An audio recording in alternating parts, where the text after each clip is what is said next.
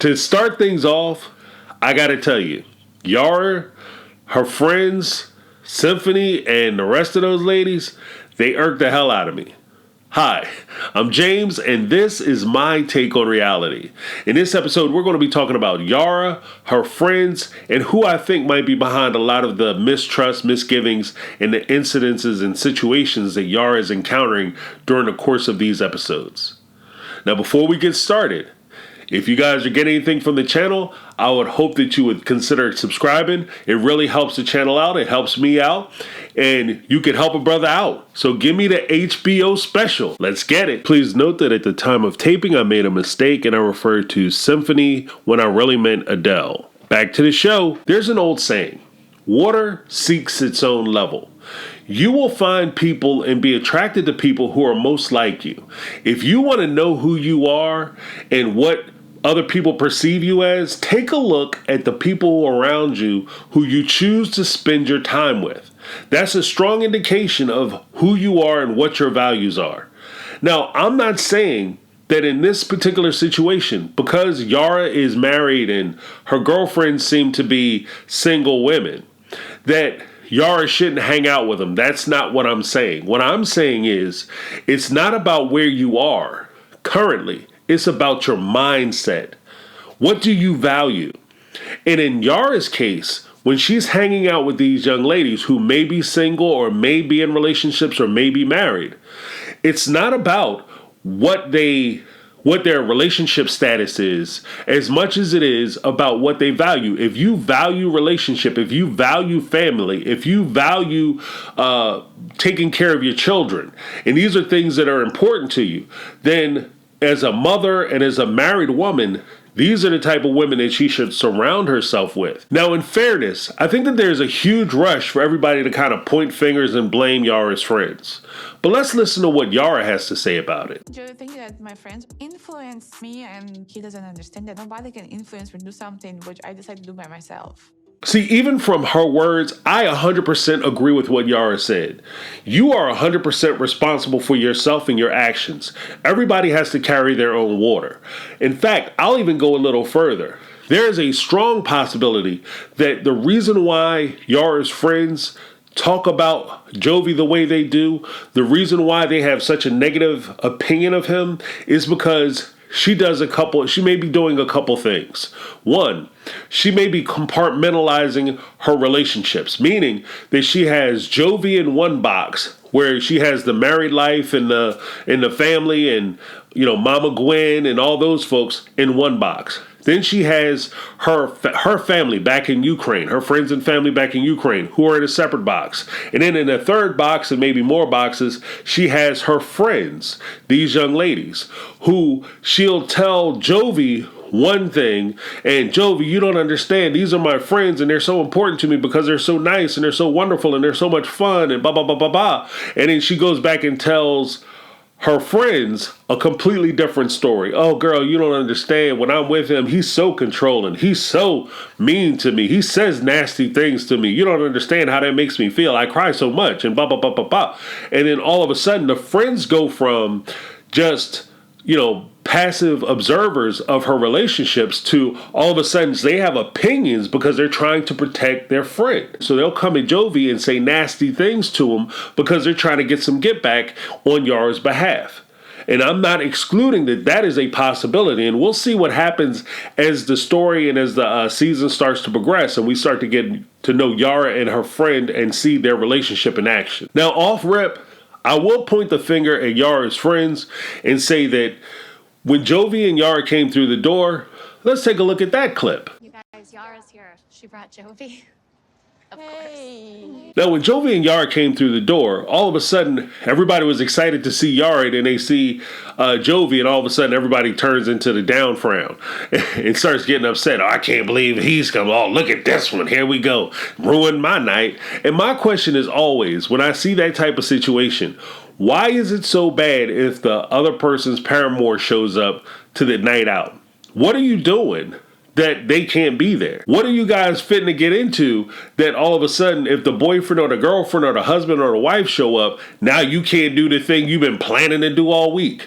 If you have to hide back what it is you're doing, you probably shouldn't be doing it. Now, there's a question of whether Jovi's being controlling towards Yara.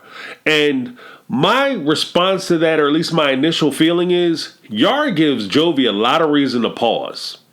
Like, for instance, when they first arrived to the bar, Yara's friend, who is also from the Ukraine, had mentioned that Jovi is so controlling, he won't let her come to New Orleans to spend time with her.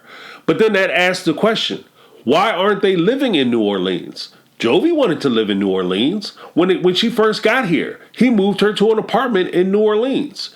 She insisted that they move to the place where they're living now. She took Jovi out of New Orleans and moved him to the sticks. Jovi didn't even want to go. He was upset that he was there, but he realized that in order for him to keep his family together, he had to stay in the place that she had purchased or the apartment that she had rented and just suffer through it. Now, her friend is saying, oh, Jovi just moved her away. And this is where I go to the idea that she might be compartmentalizing the situation, compartmentalizing her friends and Jovi and telling them two different stories. The next thing that was kind of shady was this exchange. I'm ready for a drink. You okay if I come with you guys, right? Like I have an option right now. I mean, it's just like girls. It should just be me and you, and you invited your girls to go do something with them, so what I'm supposed to do? All the time when I want to meet with girls, you always want to go meet us. Yeah, of course. I want to have fun too, not just you. I'm not going to have a fun, Joey. My country is at war. You just don't understand a little bit. Jovi wanted to celebrate the monumentous occasion of her getting her green card by asking his mom to watch Mila and the two of them going out to celebrate as a couple. What did Yara want to do? Yara wanted to go out and celebrate with her friends. Now, this is a slap in the face because the reality of it is that the green card in and of itself is a means and method in which Yara can stay in the country so that they can keep their family united. It's for the family. It wasn't necessarily just so Yara could go out and hang out with her buddies here in America. It was so that the two of them can build a life together here. When she says that she wants to go out and celebrate getting her green card with her friends, we have to take a couple things into account.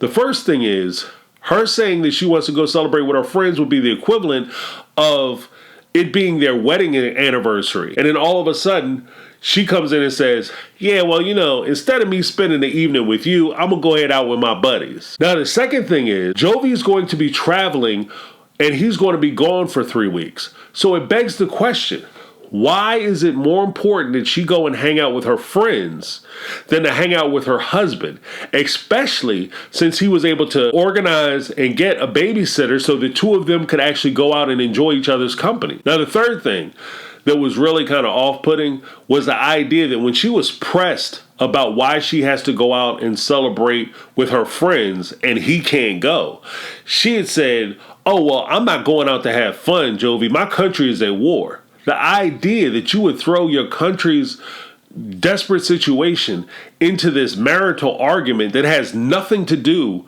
with what's going on in the Ukraine was completely ridiculous and it was out of bounds. It begs the question, what are you guys going to go do for the people of Ukraine? I mean, you could sit there and be like, I feel so bad about the people in Ukraine. Yeah, I'll take another shot. If you rather go hang out with your friends and then hang out with your husband, that says a lot. Let's take a look at this clip of Yara when she first tells her friends that she wants to go to the Ukraine after getting her green card. And I also want you guys to take note of two things. One, look at their positions when she first mentions that she wants to go back to the Ukraine. And then two, I want you to take a look at her friend Symphony and her response when she realizes that Jovi is against her going to Ukraine. Well, how do you feel now that you're official? Well, I feel good and I'm finally going to go back to Europe. She wants to go there tomorrow. Like, she wants to go while I'm at work. I told her. First off, you don't want to go by yourself. That's Second what of I'm all, you don't telling want to you. put your daughter at risk. Yeah. No, And I get- understand her. Think about Yeah. you. Think if this was Louisiana and you went over to visit her family and you were trying to get back to your mom. I understand that perspective. I don't think it's safe for her. So you're not comfortable with Yara going over there. No, I think both of us going together is better. So then go with your wife. I have to go to work. You I'm can't. going to work for 3 weeks. Like, 3 weeks is way too long. But we don't know when her green card's going to come. You It's don't know kinda what's like, going to happen in 3 weeks. Because I'm from Ukraine, I understand that her heart is with Ukraine, shouldn't with be. Ukrainian nation and her family and friends. Now, first and foremost, I'd have to tell those ladies, look, y'all gonna have to calm down, lower your tone, and give me about 3 feet. I need some Cadillac space. They just jumped right on Jovi because he had the nerve to disagree with Yara. The second thing, Symphony, hands down, she is a manipulative, deceitful person. The thing with friends, you want your friend to want for you the things that you want for yourself. But above and beyond that, you want your friends to want for you what's best for you. In this situation, her running off to Ukraine isn't necessarily in her best interest. And Symphony knows that. But Symphony will take the position that's best suited so she can get into position. And she wants to dominate that situation or dominate that relationship. If you watch the previous episodes where Symphony and Ariel were talking to Yara, Symphony would sit back and let Ariel talk. And she would see and get a temperature for how Yara is receiving the information. If Yara is going along with it, Symphony is right there joking along, making everything okay, and everything is great. If Yara gives some pushback to something that Ariel says, all of a sudden, here comes Symphony to try to sympathize and, oh, I'm on her side, and girl, I'm with you, and I understand where you're coming from. I see what you're saying, right? To give, kind of lull Yara back to sleep. You got to watch people like Symphony with both eyes and keep your hand on your wallet. Now, I understand why Yara wants to go over to help her friends and family in the Ukraine. I get that. And even Symphony understands that. That's why she tried to manipulate the situation by saying to Jovi that if it was here in Louisiana and it was your mom, you would come here. We all get that. And it's a noble thing to think. But the reality of it is that by Yara going over there, she's not easing the situation. She's creating another situation. Yara, as far as I know, does not have military experience. Yara, as far as I know, does not have medical experience. As far as I know, she's not bringing supplies. You might bring a couple rolls of toilet tissue, but they need like serious plane loads of supplies, or at least they did at the time she was talking about going. Now, with that being said, you are not helping the situation. You're just another person who's going to be there to witness what is happening. But so you get to stand there and watch while you're holding your daughter, but you can't actually help anybody. And that's the problem. And I get it. That's part of the frustration that there's nothing you can do about it. You want to help, but you can't. It's almost like you're standing outside and you see a building on fire. You want to run in and try to save everybody in the building. But the truth of the matter is, by you going in to save somebody who's trapped in a burning building, all you're doing is creating an environment in which now the firemen, instead of having to go in and save one person, have to save that person and you. Because when you run into a burning building, especially when you're not prepared, you're not trained, and you have no experience in what you're doing, the only thing you're going to do is run into that burning building. You're going to pass out. Then you're going to be overwhelmed by the smoke and the heat and the fact that you have no oxygen, and you got to wait for somebody to come in there and try to pull you out too.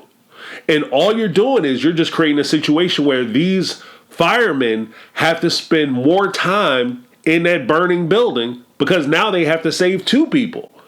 Like, same. If she goes over to the Ukraine and something happens and she gets stuck, now Jovi not only has to try to figure out how to send money and supplies and things like that to the people of Ukraine so he can help them, but now he has to try to figure out how to get his wife out, and he has to try to figure out how to get his daughter out.